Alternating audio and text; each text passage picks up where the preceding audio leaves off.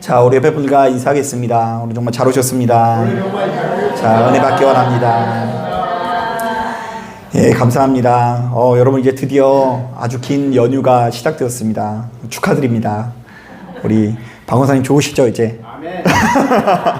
예, 그 연휴는 이렇게 언제 이렇게 맞이해도 행복한 것 같은데요. 이번에는 이제 설에도 길고 이 추석에 보면 아주 난리가 났어요. 이제 엄청 이렇게 길어가지고 이 사업하시는 분들만 힘들게 생겼는데 아무쪼록 이 명절 가운데 주께서 허락하시는 평안과 기쁨이 여러분들의 심령을 지켜주셔서 가는 데마다 다툼과 분쟁이 일어나는 게 아니라 평화와 기쁨을 누리시는 여러분 되기를 주님의 이름으로 축복합니다. 아멘. 자, 오늘 우리가 읽은 이 본문을 보면 자, 지금 이스라엘 백성들은 아주 엄청난 변화를 마주하고 있다는 것을 알 수 있는데요. 자, 1절을 보니까 이스라엘 역사상 가장 악한 왕이었던 아합이 죽고 새로운 왕이 세워졌다는 점에선 엄청난 기회를 맞이했다라고 할 수 있고요. 자, 반면에 그동안 이스라엘의 지배를 받았던 모압이라는 민족이 더 이상 이 이스라엘 백성들에게 조공을 바치지 않고 이스라엘을 배반했다라는 점에서 아주 큰 위기에 빠졌다라고 볼 수가 있을 것 같습니다. 사실 이스라엘은 그 아합 왕으로 인해서 그동안 엄청난 타락을 했는데요. 자, 그는 이세벨이라는 아내를 맞이해서 이스라엘을 철저히 바알을 섬기는 나라로 만들게 됩니다. 자, 실제로 열왕기상 18장을 보면 당시에 이 신앙의 분위기를 알 수 있는 이 사건이 있었는데요. 자, 거기 보면 하나님을 섬기는 선지자 엘리야와 바알을 섬기는 선지자 몇 명이 대결을 펼치죠? 450명이 대결을 펼칩니다. 자, 450대 몇이라고요? 1이에요.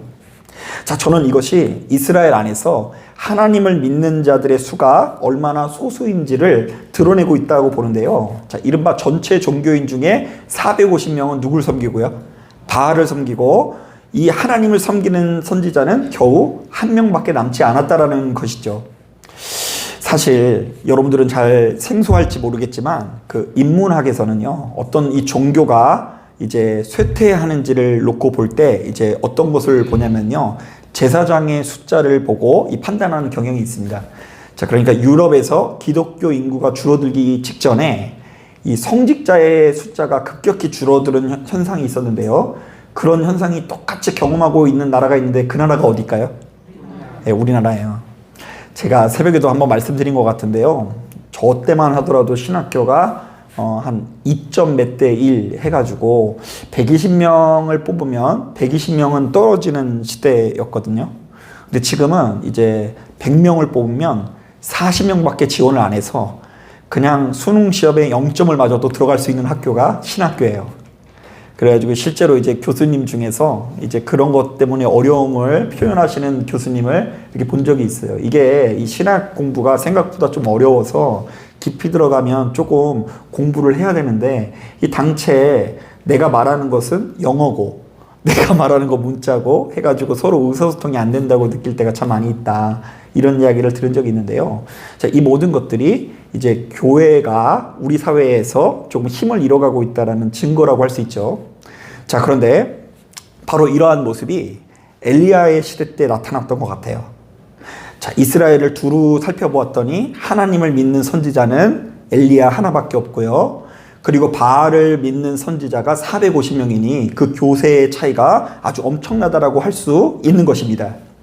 자, 그래서일까요? 하나님께서는 가장 악한 시대에 가장 강력한 선지자인 엘리야를 보내셔서 그들로 하여금 자신의 뜻을 돌이키게 하시는데요.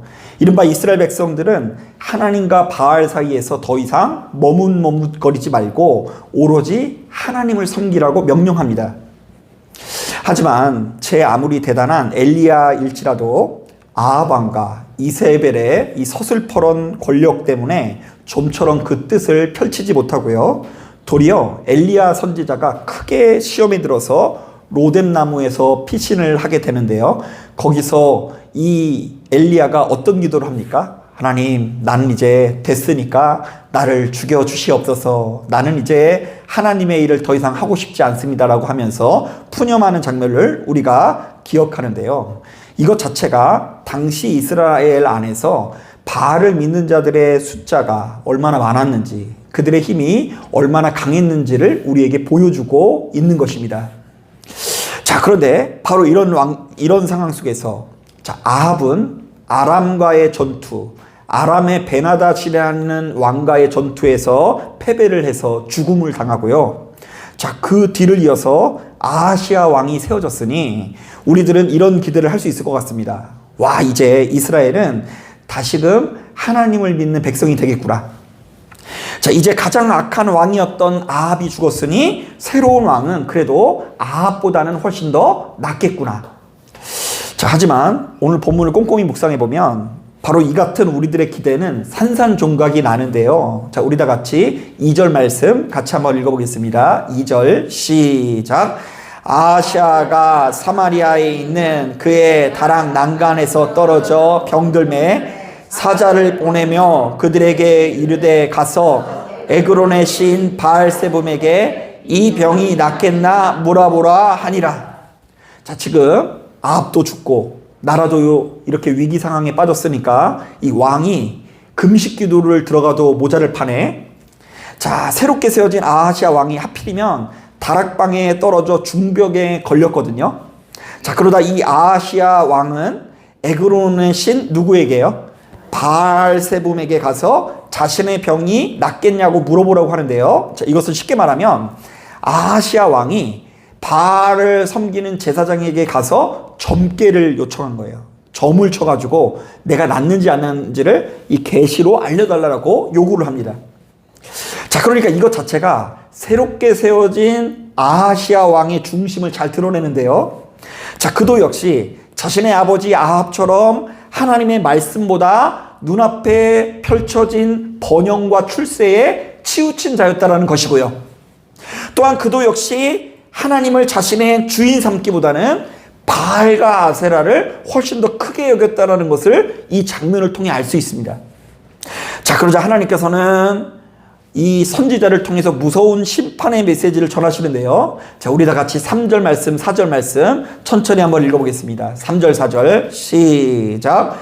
여호와의 사자가 디셉 사람 엘리야에게 이르되 너는 일어나 올라가서 사마리아 왕의 사자를 만나 그에게 이르기를 이스라엘에 하나님이 없어서 너희가 에그론의 시인 바알세붐에게 물으러 가느냐. 그러므로 여호와의 말씀이 내가 올라간 침상에서 내려오지 못할지라 내가 반드시 죽으리라 하셨다 하라.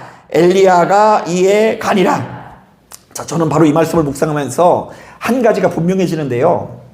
자, 육신의 옷을 입고 있는 우리들은 신앙의 여부와 상관없이 늘상 생업의 문제, 장래의 문제, 기륭화복의 문제에 치우칠 수밖에 없거든요. 자, 이른바 우리가 믿고 의지하는 하나님의 이름으로 제일 기대하는 축복이 이 땅에서 생육하고 번성하며 땅에 충만할 것을 기대한다라는 것입니다. 자, 하지만 바로 이런 본성을 가진 우리들에게 성경은 수시로 이렇게 말합니다.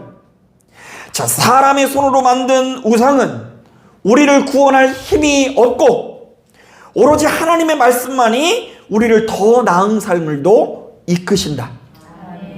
자, 한번 따라하겠습니다. 우상은 우리를 구원할 힘이 없고 사람은 우리를 구원할 힘이 없고 오로지 하나님의 말씀만이 우리를 더 나은 삶으로 이끈다. 자, 공교롭게도 오늘 이 새벽 예배 시간에 이와 비슷한 말씀을 제가 전했는데요. 자, 호세아서 14장을 보면 하나님께서 이스라엘 백성들에게 끊임없이 너희는 말씀으로 돌아오라고 명령하시고요. 또한 너희가 나에게 돌아오기만 하면 너희들이 마치 레바논의 포도주와 같이 될 거라고 약속하십니다. 자, 이 표현이 조금 여러분들에게 생소할 수 있는데요. 자, 한번 또 따라하겠습니다. 너희가 말씀으로 돌아오면 레바논의 포도주와 같이 되리라. 자, 우리는 여기서 이 레바논의 포도주라는 말에 주목해야 되는데요. 이 레바논이라는 지역이 원래 이 두로와 시돈 지역을 말하는데요. 하필이면 이 레바논이라는 지역이 이스라엘의 바알 신앙을 가져온 이세벨이라는 여자의 고향 땅을라고 할 수 있습니다. 자, 레바논이 이제 이세벨 여왕의 고향 땅이에요. 자, 그러니까 지금껏 이스라엘 백성들이 왜 이 바알을 섬겼냐면요. 이세벨이라는 여왕이 살던 그 지역이 너무 잘 사는 거예요. 여러분 기억하실지 모르겠지만 그 솔로몬이 지은 그 호화로운 성전의 나무가 백향목이잖아요. 그 백향목이 어디서 가져온 줄 아세요? 네, 레바논에서 가져온 거예요. 그리고 그 당시에 최고급 포도주는 어디라고요? 레바논. 그러니까 이스라엘 백성들이 이 하나님을 믿긴 믿는데 어떤 계산이 들어갔냐면, 야, 그래도 하나님을 믿으면서 굳이 저 바알을 함께 믿는다고 해서 뭐 나쁠 거는 없지 않을까? 자, 레바논에 있는 사람들이 저렇게 나무도 잘 자라고 포도주도 잘 담궈지는 것은 그들의 신이 능력 있는 것인데, 우리도 이세벨처럼 이 바알을 기쁘게 해서 복을 받자, 이런 의식이 있었다라는 것입니다. 자, 그러나 호세아 선지자는 진정한 풍요로움은 오로지 여호와의 말씀을 붙잡음으로써 얻을 수 있다라고 선언하는데요. 이른바 우리가 우상을 얼마나 정성껏 섬기느냐보다, 얼마나 대단한 선지자를 섬기느냐보다 우리의 삶이 하나님의 말씀의 통치를 받고 지배를 받을 때에 비로소 적과 꿀에 넘쳐흐르는 약속의 땅을 누릴 수 있다는 이야기입니다. 자, 그러니까 여러분, 하나님을 섬기는 방식과 우상을 섬기는 방식은 다를 수밖에 없어요. 자, 하나님을 섬긴다라는 것은요, 요즘 우리가 요한복음을 묵상하니까 쉽게 결론을 얻을 수 있는데요. 하나님께서는 무엇이라고요? 말씀. 예수께서는 그 말씀이 이 땅에 무엇이 돼서 오신 분이시라고요? 육신이 되어 오신 분이에요. 하나님을 섬긴다라는 것은 하나님의 뜻을 앞세운다는 것이고요. 하나님의 말씀을 앞세운다는 것이고요. 우리의 삶이 그 말씀에 비추어서 건강해진다라는 것을 의미합니다. 그래서 호세아 선지자가 계속해서 이야기해요. 너희들이 바알을 섬긴다고 해서 풍요로워지는 것이 아니라 너희들이 하나님의 말씀으로 돌아갈 때에 이 세상의 여러 가지 약육강식의 법칙을 따른다든지 세상의 화려한 쾌락 문화를 따라가는 것이 아니라 하나님의 말씀의 통치를 받을 때에 너희들이 잘 사는 민족이 될 수 있고 진정으로 행복한 인생이 될 수 있다라고 경고하는 것입니다. 자, 그런데 이것은 오늘날 이 시대를 살아가는 우리들도 마찬가지인데요. 가만히 보면 예수 믿는 우리들이 겉으로는 예수를 믿는다고 하면서 사실은 그 예수를 우상처럼 섬기고 의지하는 분들이 너무나 많이 있어요. 자, 그런데 그 예수를 제대로 섬긴다라는 것은 하나님의 말씀에 통치를 받는다라는 의미가 있는 거예요. 여러분, 우리가 남들처럼 재테크를 잘해서 통장 잔고를 두둑히 만들어야 행복해지는 거 아닙니다. 우리가 남들처럼 요트를 사고 캠핑카를 사야 행복하고, 우리가 남들처럼 좋은 사람과 어울려 함께 즐거운 시간을 많이 가질 때에 행복하다고 여겨서는 안 됩니다. 이 모든 것들이 하나같이 보암직도 하고 먹음직도 한 열매이기도 하지만 우리를 영원한 천국으로 인도하는 도구가 될 수가 없고요. 또한 우리를 고통에서 해방시키는 도구는 될 수가 없는데요. 바로 이런 차원에서 호세아 선지자도 그렇고 엘리야도 그렇고 오늘날 이 시대를 살아가는 우리들에게 이렇게 말합니다. 너희는 어떤 경우에도 우상을 통한 번영이 아니라 하나님의 말씀에 이끌릴 때에 주어지는 형통함을 바라볼 수 있어야 한다. 아멘. 하나님의 말씀이다. 우상에게 감동시킨다고 해서 잘 되는 게 아니라 하나님의 말씀에 통치를 받아야 된다. 자, 여러분, 바로 이런 점에서 우리가 생각해 볼 만한 문제가 있는데요. 2002년도에 미국의 파워볼이라는 복권에 1등으로 당첨된 사람 중에 잭 휘테커라는 사람이 있습니다. 자, 바로 이 사람은 세금을 제외하고 순수하게 수령한 상금이 무려 9,300만 달러였는데요. 이게 어느 정도냐면 우리 돈으로 따지면 무려 1,300억에 정도 되는 거금입니다. 야, 미국은 복권도 화끈하죠. 우리야 뭐 기껏 해봤자 뭐 20억, 뭐 많이 받으면 30억 이렇게 주는데 미국은 복권 한번 당첨되면은 1,000억 줘요. 1,000억. 그런데 이 사람은 유독 많이 당첨이 돼가지고 1,300억이 하루아침에 생긴 거예요. 자, 여러분 어때요? 만약 여러분들에게 내일 로또 이렇게 추첨일이 됐는데 당첨자가 전국에 나밖에 없는 거예요. 그리고 통장에 갑자기 1,300억이 생겼어요. 꽂혔어요. 그럼 여러분 어떨 것 같아요? 그냥 상상만 해도 배가 부를 것 같죠? 그 어디나 무슨 나라요? 하늘나라처럼 느낄 것 같지 않아요? 가만히만 있어도 배가 부를 것 같고요. 뭐 이제 뭐 걱정할 거 뭐가 있어요? 그냥 하고 싶은 거 다 하고 살 수 있고 뭐 우리에게 그야말로 뭐 천국이 펼쳐질 것 같은 그런 예감이 들어요. 그래서 이제 저 같은 경우에도 이제 어쨌든 설교 준비하다가 그런 자료가 생각이 났으니까 한번 생각해 봤더니 그래도 이제 제가 효자긴 효자인가 봐요. 제가 이제 만약에 1,300억이 생기면 일단 저희 부모님 집 한 채 사드리고 우리 가족끼리 어디 이렇게 놀러 갈 때 조금 더 쾌적하게 이렇게 탈 수 있는 자동차도 좀 한 대 살 것 같고 그런 생각이 들더라고요. 그리고 진짜로 저에게 만약에 1,300억이 생기면 오늘 이 자리에 나오신 분들에게 한 1억씩 줄 것 같아요. 힘들면 10억. 10억까지는 되고 그리고 뭐 안 힘들면 1억. 그러니까 여러분 제가 당첨되길 기도하세요. 철옹생기게 해달라고. 근데 제가 이렇게 얘기했더니 제 친구가 당첨이 안 될 것 같으니까 저렇게 얘기한다고. 막상 당첨되면 제 조용히 사라질 것 같다고 얘기를 하더라고요. 자, 그런데 여러분 이 잭 휘테커라는 사람이 믿음이 얼마나 좋은지 복권으로 1,300억이 당첨되자마자 제일 먼저 당첨금의 10%를 11조로 교회에 바칩니다. 얼마 바친 거예요? 130억을 바친 거예요. 여러분 130억 11조 할 수 있겠어요? 130억 11조 했다가 목사님 타락하면 어떡해요? 전국에 한 1,000개의 교회에 나눠줘야 될 것 같지 않아요? 쉽게 순순히 드리는 것도 쉽지 않은데 이 사람은 정말 순수하게 자기가 섬기는 교회에 이 130억을 11조로 드립니다. 그 교회는 아마 빌딩 샀을 거예요. 또한 자신의 회사가 어려워져서 이분이 이제 사업을 하시는 분인데 그 닷컴 버블 뭐 이런 걸로 인해서 회사가 어려워서 자기가 해고했던 직원이 25명이 있었는데 25명을 이제 다 복직시키고요. 그리고 어려운 사람을 돕기 위해서 자선재단도 설립을 해서 주변에 많은 사람들에게 귀감이 됩니다. 자, 여러분 여기까지 들으면 참 좋을 것 같죠? 11조도 드리고 회사도 이렇게 세우고 뭐 자선단체도 세우고 뭐 부족함이 없어요. 우리가 만약에 1,300억 생겼을 때 이 정도만 하면은요 우리는 참 응이라는 소리를 들을 것 같아요.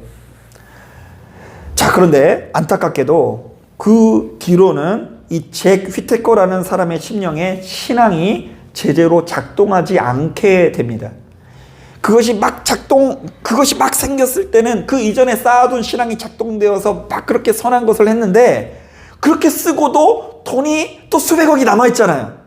그 수백억으로 인해서 신앙이 제대로 작동하지 않고요. 그 안에 있는 죄악의 본성이 희한하게 작동을 하게 됩니다. 자, 그렇게 신실하던 사람이 툭 하면 스트릿 클럽 다닙니다. 이 스트릿 클럽이 뭐냐면 그 여자분들이 깨 할딱 먹고 다니는 그런 데가 있대요. 그래가지고 막 춤추는데 그 스트릿 클럽과 술집에 드나들면서 이 폭행 시비에 휘말리게 되고요. 더 나아가서 사치와 도박으로 돈을 탕진하다가 결국 복권 당첨 5년 만에 완전히 파산하게 됩니다. 저는 그래서 궁금해요. 도대체 돈을 어떻게 써야지 1,000억 원이 넘는 돈을 탕진할까? 그런데 인간의 죄성이 그렇게 끝이 없나 봐요. 이 과정에서 잭 휘테커뿐만이 아니라 이 사람의 가정도 완전히 깨지게 되는데요. 그의 외손녀는 넘치는 풍요로움을 이기지 못해 마약 중독에 빠져 사망을 하고요. 몇 년 후 딸도 사망하게 됩니다. 그리고 마침내는 부인도 이를 갈면서 내가 이 인간이랑 절대로 살 수 없다고 하면서 이혼을 당하는데요. 휘테커는 ABC 방송과의 인터뷰에서 이렇게 말합니다. 복권에 당첨되었던 것은 나에게 축복이 아니라 저주였다. 자, 여러분, 우리가 지금 돈이 없으니까 로또 1등 당첨되는 거 희망처럼 느껴질지 모르겠고요. 통장에 1,300억이 생기면 우리가 구원받을 것처럼 느껴질지 모르겠지만, 여러분, 멍에 없는 축복은, 절제 없는 축복은 축복이 아니라 저주라는 것이 분명해지는데요. 이른바 육신의 옷을 입은 우리들은 멍에가 없으면 툭하면 방종하기 마련이고요. 그 인생을 크게 낭비할 수밖에 없다는 것입니다.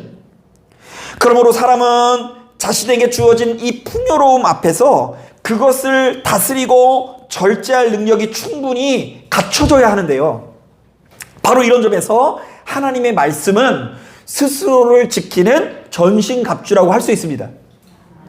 자, 그러니까 우리가 수시로 기도하면서 하나님의 말씀을 묵상할 때에 하나님께서 주신 이 축복도 끝까지 축복이 될 수 있고 그 축복으로 망하는 길에 빠지지 않을 수 있다라는 이야기입니다.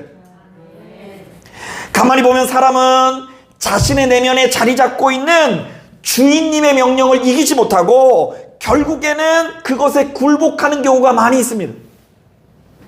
여러분 심령에 뭐가 있다고요? 주인님이 있어요. 이미 우리 눈에 보이지 않지만 이미 우리의 심령에 주인님이 있어요. 그것이 하나님인 분도 있죠. 예수님인 분도 있어요. 그러나 예수님이 주인이 아닌 분도 있을 거예요. 그래서 그 주인의 명령을 어찌나 말을 잘 듣는지 사람이 완전히 변하여서 새 사람이 되는 것은 그렇게 많이 일어나지 않아요.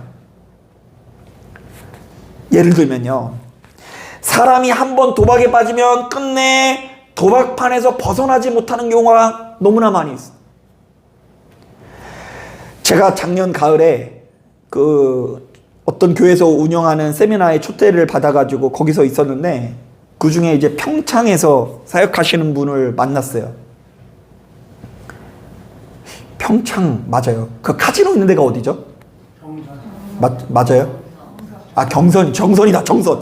아, 제가 평창 분들 죄송합니다. 정선에서 이제 사역하시는 분을 만났어요.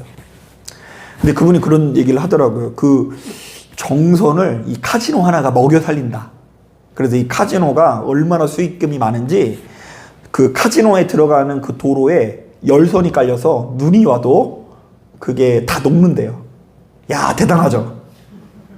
그 전기장판 있잖아요. 그 전기장판. 그거를 도로 밑에 열선을 깔아가지고 거기가 워낙 눈이 많이 오는 지역이어가지고 언제나 1년 365일 돈을 잃게 만드는 시스템을 갖춰놨대요. 그래서 이제 거기에서 그 근처에서 얼쩡얼쩡거리면서 인생을 낭비하는 분들이 되게 많대요. 그러니까 우리 생각으로는 이 정도 금액이 잃었으면 그냥 그만둬야 되는데 그냥 그 근처에서 뭐 편의점 알바를 하든 공장을 다니든 뭐 농장을 다니든 어떻게든 목돈을 만들어가지고 인생을 역전시키려는 한방을 노리는데요. 왜 그런 줄 아세요? 그 심령에 거하고 있는 한방신이 거듭해서 일확천금의 대박으로 유혹하기 때문입니다. 그 유혹을 이기지 못하고 도박판에서 얼쩡얼쩡거려요. 여러분 가만히 보면 또 제가 청년들 보면 가슴 아픈 게 뭐냐면 한번 다단계에 빠진 청년들은 또 새로운 직장 구했다라고 보면 종류만 다를 뿐 그것도 역시 뭐예요? 다단계인 경우가 많아요. 무슨 통신 다단계, 하여튼 영양제 다단계, 건강식품 다단계, 하여튼 이 다단계 종류만 다를 뿐이지 이상하게 다단계 했던 애들은 거기에만 유혹을 받아요. 그리고 언젠가 우연히 그 유튜브에서 보니까 한번 이 화류계에 발을 담근 여성분들은 거기서 좀처럼 벗어나지 못한다고 하는 이야기를 들었는데 그럴만 하겠더라고요. 왜냐면 이분들이 돈을 많이 벌 때는 하루에 200만 원, 300만 원을 번대요. 자, 그런데 편의점에서 그냥 하루 종일 일해봤자 한 달에 버는 돈이 100만 원, 그 정도인 돈을 벌었을 때에 그냥 하루에 100만 원, 200만 원 벌던 이 아가씨들이 얼마나 그 허망함을 느끼고 이 채워지지 않는 갈증을 느끼겠어요? 그래서 한번 이 돈 맛을 들이면, 한번 화류궤에 발을 담그면 죽을 때까지 거기서 벗어나질 못하고 거기에서 얼쩡거리다가 인생을 마무리하는 경우가 굉장히 많대요. 뭐 제가 너무 극단적인 예만 들었는지 모르겠지만 가만히 보면 지금 서 있는 자리에서 불화한 분들은 가는 데마다 불화하는 경우가 많아요. 지금 서 있는 자리에서 성실하지 못하고 방탕하게 살아가는 사람들은 가는 곳곳마다 그렇게 방탕하게 살아가는 경우가 많습니다. 바로 이런 차원에서 여러분, 사람이 완전히 변하여 새 사람이 된다는 것은 정말 쉬운 일이 아닙니다. 사람이 개가천선한다는 것 실제로는 잘 일어나지 않고요. 가만히 보면 대다수의 사람들은 지금껏 자신이 살아온 방식 그대로 살아가게 됩니다. 그래서 신혼 때 시작한 부부싸움이 60이 돼도 끝난다, 안 끝난다? 똑같은 거 가지고 싸우고 있어요. 막 결혼했을 때, 막 임신했을 때 받았던 그 상처를 아직도 가지고 그 평생 그 불화와 고통에서 살아가는 부부들을 참 많이 봅니다. 또한 자신의 심령 깊은 곳에 자리 잡고 있는 주인님의 명령에 순종하면서 자신도 모르게 이전에 경험했던 실패들을 끊임없이 경험하는 분들이 너무나 많이 있습니다. 자, 바로 이런 점에서 오늘 우리가 읽은 본문은 예수 믿는 우리들로 하여금 굉장히 중요한 질문을 던지고 있습니다. 자, 사랑하는 아들과 딸아, 너희의 주인은 누구인가? 자, 암기 공식을 말하는 게 아니에요. 주는 그리스도시요 살아계신 하나님의 아들이다. 이거 우리 다 알고 있잖아요. 자, 이런 암기 공식 말고 진짜 오늘 본문의 내용이 여러분들의 인생에 도전을 하면서 묻는 거예요. 사랑하는 아들과 딸아, 금요일날 교회에 잘 나왔다. 자, 그런데 교회에 나온 것도 중요하지만 더 중요한 문제가 있는데, 너희의 인생에, 너의 삶에서 결정적인 순간에 너희의 주인은 누구인가? 이제 아방은 죽었고 모압이 이스라엘을 배반하여 큰 위기가 찾아왔을 때에 너희는 어디에 가서 도움을 요청하고, 너희는 어디로 가서 너희들이 나아갈 길을 묻고 있는가? 이제 아방은 죽었다. 그럼에도 불구하고 모압이 너희를 배신해서 지금 위기에 빠졌는데, 지금 너희는 어디를 가서 도움을 요청하고 어디에 가서 너희들의 나아갈 길을 묻고 있는가? 자, 그런데 안타깝게도 아합 왕이든 아하시아 왕이든 간에 하나님이 아니라, 하나님의 말씀이 아니라 누구였어요? 바알세불을 여전히 자신의 주인으로 삼고 있었다라는 이야기예요. 저는 분명히 알 수 있는 게 뭐냐면요, 이 바알을 섬기는 제사장 용했을까요? 안 용했을까요? 용했을 거예요. 그 증거가 뭐냐면요, 여러분, 이 모세가 하나님의 권능을 받고 애굽에 들어갔는데 거기에 있는 애굽 술사들이 모세를 따라하잖아요. 거의 동일하게 따라해요. 이 모세가 지팡이를 던져 뱀을 만드니까 걔네도 뱀을 만들어요. 자, 그런데 저는 이 바알을 섬기는 자의 어떤 뭔가가 있었다고 봐요. 자, 그러니까 앞날을 맞췄을 거 아니겠습니까? 자, 그래서 오늘날 우리도 그런데요, 그 용한 무당 같은 경우에는 딱 들어가면 왜 왔는지 안 돼요. 그리고 심지어 어떤 경우에는요, 무당이 저 무당을 시험하기 위해서 나이가 무당인데도 그곳에 가가지고 이렇게 점을 보러 갔는데도 어허, 이거 그냥 같은 일을 하는 사람이 왜 와가지고 여기 얼쩡거리냐고 하면서 꺼지라고 막 이렇게 막 한대요. 야, 그러면 여러분 주변에 그렇게 천리를 꿰뚫는 무당이 있어요. 그 무당에게 가면 6자리 아는 거 1도 아니에요. 딱 몇 번만 타협하면 돼요. 한 번만 가가지고 그 무당에게 가지고 무릎 꿇고 6자리 받고 또 로또 1등 당첨돼가지고 돈 벌고 그리고 또 하나님께 뭐 하면 돼요? 회개하면 되는 거 아니겠어요? 여러분, 이런 유혹 떨쳐버리는 거 쉬운 일이 아닙니다. 그래서 실제로 눈앞에 보이는 작은 신비의 체험을 가지고 무수히 많은 사람들이 하나님이 아니라 바알세불을 섬기는 제사장에게 나아갔고요. 심지어 이 이스라엘은 왕이 제사장이라는 의미가 있거든요. 이 하나님께 기름 부음을 받은 아하시아 왕이 병이 걸리고 나니까 그것을 가지고 히스기야처럼 기도하지 않고 누구에게 물어봤다고요? 바알세불에게 가가지고 자기가 나을지 안 나을지를 물었다는 거예요. 자, 사랑하는 여러분, 다시 한번 여러분들에게 도전하길 원합니다. 자, 여러분들 어떠십니까? 여러분들 10년 깊은 곳에 머물러 있는 주인님은 누구입니까? 혹시 겉으로는 예수를 믿는다고 하지만 지금껏 예수를 우상처럼 섬겨온 것은 아닌지 돌아보길 바랍니다. 막 바알이나 뭐 그냥 아세라나 하나님이나 별 차이 없이 믿는다고 한다면 하나님을 우상처럼 섬기는 거예요. 음란하게 섬기는 것입니다. 실제로는 여러분도 역시 이 세상의 사람들과 똑같이 세상과 번영과 출세가 주인 것은 아닌지 돌아보시길 바랍니다. 자, 한번 따라 보겠습니다. 우상에게 묻는다고 해서 답이 나오는 것이 아니고 제사장에게 묻는다고 해서 답이 나오는 것이 아니고 하나님을 주인 삼고 말씀을 붙들 때에 제대로 된 답을 얻을 수 있다. 예, 여러분 이걸 아셔야 돼요. 무장해야 돼요. 머리부터 발끝까지. 눈앞에 보이는 한두 가지 신비가 아니라 머리부터 발끝까지 오로지 말씀이어야 합니다. 저는 한때 가장 이해가 되지 않는 이야기가 뭐 이런 거였어요. 기도해보고 결정해. 이런 얘기 정말로 이해하기가 어렵더라고요. 여러분 들어보셨어요? 뭘 해보고 결정하라고요? 네. 뭐 예를 들면 이런 거죠.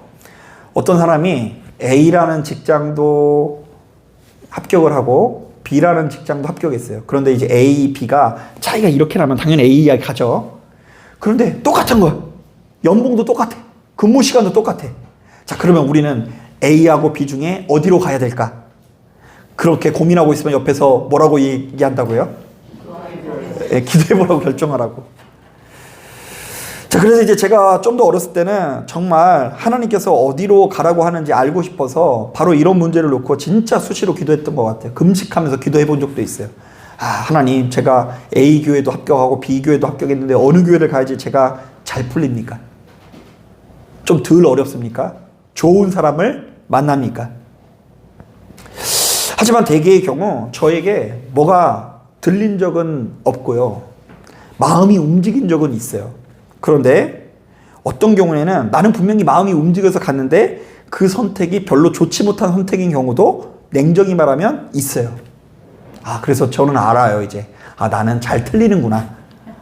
그래서 적절한 조언은 해주되 사람의 인생이 좌지우지 되는 그 조언은 해주면 안 되겠다. 묻지 마세요. 죽고 사는 문제는 물으면 안 돼요. 저도 모르니까. 자, 그런데 이제서야 이 기도해보고 결정하라는 말의 의미를 조금씩 알 것 같아요.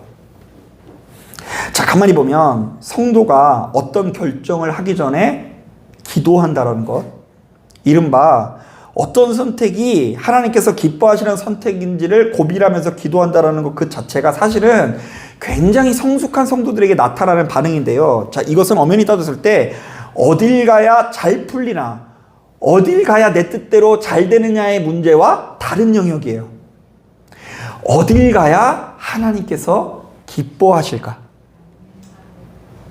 어딜 가야 내가 하나님이 보셨을 때 합당한 삶을 살 수 있을까? 바로 바로 이것을 고민하는 것은 굉장히 수준 높고 성숙한 신앙인에게서 나오는 믿음의 자세라는 이야기입니다. 여러분, 우리 안에 하나님께서 거하시고 우리의 삶에 하나님의 말씀이 거하셔서 그분을 따르는 것이 나에게 정말로 의미 있는 일이라고 한다면 우리는 당연히 그분의 뜻을 물을 수밖에 없습니다. 자, 여러분, 일주일에 한 번 예배 드리는 것이 여러분들에게 의미가 있는 일이세요? 아니면 이번 주 안 드리면 뭐 다음 주에 드리면 됐지 뭐 이렇게 생각되는 일이세요? 되게 중요한 문제라고 한다면 반드시 주일날 드려지는 그 예배를 고려할 수밖에 없겠죠. 주님, 내가 무엇을 해야 할까요? 내가 어디를 가야 할까요? 주님, 내가 어떤 선택을 하는 것이 하나님께서 기뻐하시는 일일까요? 여러분, 바로 이런 관점에서 기도하면 뭐가 들리기도 전에 우리에게 길이 보일 줄로 믿습니다. 근데 자꾸 어디를 가야 잘 풀리나? 어딜 가야 승승장구하냐? 어딜 가야 내가 더 높은 곳에 올라가나라는 관점에서 기도를 하니까 잘 안 들리는 거예요. 무엇이 하나님의 뜻일까? 가만히 보면 우리가 하나님의 말씀 안에 있지 않아서가 문제지, 하나님의 말씀 안에만 있으면 그 누구든 주님의 뜻을 알 수 있는데요. 이미 우리 안에 거하시는 성령께서 친히 그 길을 우리에게 제시해 주실 줄로 믿습니다. 아멘. 어딜 가면 안 되고 어딜 가면 되고 이거 하나님께서 이미 알려주신다는 이야기예요. 자, 사랑하는 여러분, 그러므로 바로 이렇듯 성숙한 신앙인들은 자신의 뜻대로만 살아가는 것이 아니라 내 안에 자리 잡고 있는 욕망이나 우상에 노란한 채로 살아가는 것이 아니라 수시로 하나님의 뜻을 고려해야 합니다. 제가 요즘에 다시 한번 느끼는 것은 이 구약 성경은 이 거듭해서 이 구약 성경에 제가 봤을 때는 한 6할은 우상을 따르지 말라는 가르침들이에요.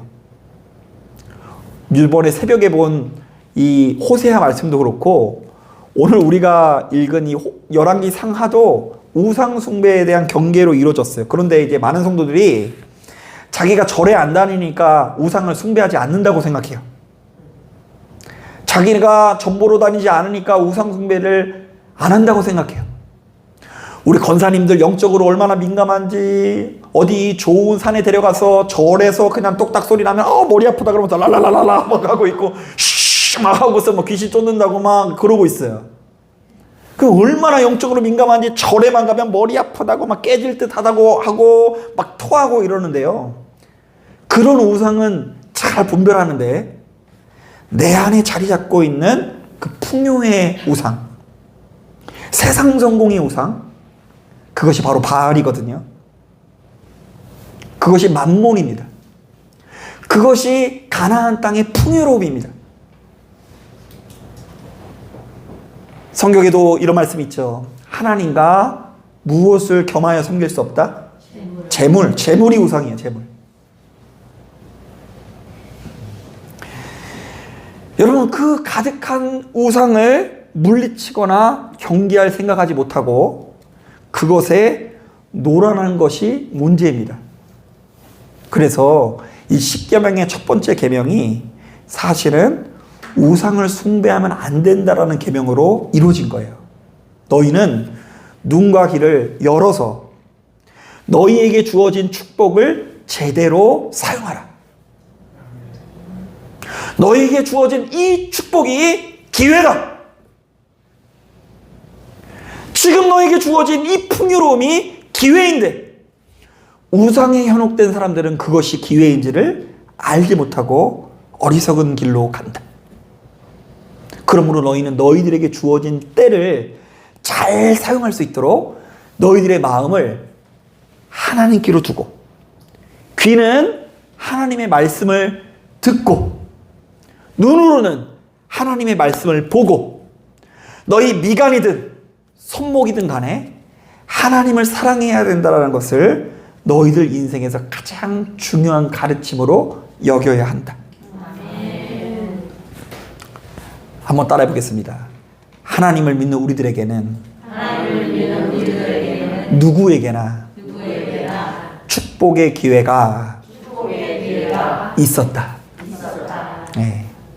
축복의 기회가 없어서 어려움을 겪는 게 아니라 기회가 있었으나 나의 중심이 흔들려서 문제고, 나의 중심이 하나님의 뜻이 아니라 세상에 현혹되어 있는 것이 문제인데, 그런데 안타까운 것은 지금껏 그렇게 어리석은 선택과 실패를 했음에도 불구하고 지금 이 순간 우리는 여전히 하나님보다 보암직도 하고 먹음직도 한 세상 열매에 치우쳐 우상에 현혹된 삶에 살아가기 십상이라는 이야기입니다.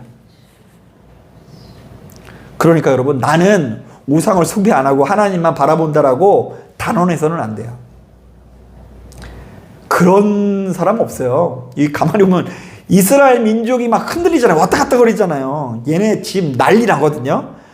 보다 보면 이렇게 어리석은 사람이 없는데, 이 본문에 나와 있는 이스라엘의 이야기가 누구의 이야기일까요? 나의 이야기예요. 그래서 이제 우리는 수시로 우리의 악한 본성을 물리치면서 다시금 하나님께 돌아가기 위해서 수시로 노력해야 돼요. 여러분 어때요? 바로 이 말씀이 그래도 들리는 것 같으세요? 다행이에요. 그런데 만약에 이 말씀이 들리지 않는다고 한다면 지금 나의 심령의 주인이 무엇인지를 돌아보셔야 돼요. 하나님, 내가 이전의 실패를 반복하지 않게 하소서. 내가 새로운 길을 걸어가게 하소서. 구분된 삶을 살아가게 하소서. 이제는 다른 선택들이 내 인생에 이어질 수 있도록 인도하여 주옵소서. 이렇게 간구하며 기도하실 수 있는 저와 여러분들이 되기를 주님의 이름으로 축복합니다. 자, 기도하겠습니다.